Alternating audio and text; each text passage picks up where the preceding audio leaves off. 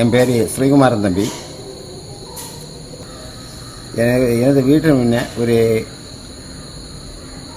இந்த ஒரு உருண்டை எருப்படக்கு மாதிரி ஒன்று கிடந்து, அதை வந்துட்டு திரியெல்லாம் இருந்த மாதிரி இருந்து, அதனால் நான் சந்தேகப்பட்டு போலீஸை இது பண்ணேன். போலீஸ் எல்லாம் வந்து பார்த்தாங்க. அவங்க பார்த்துட்டு இப்படி இந்த திருஷ்டிக்கு போட்ட அதில் உள்ள இதுதான், வேறு ஒன்றும் இல்லைன்னு சொல்லி அவங்க எடுத்து அதை பொழிச்சாங்க. பொழிச்சு பார்த்துட்டு அந்த வேறு பிரச்சனை ஒன்றும் இல்லைன்னு சொல்லி இது பண்ணாங்க.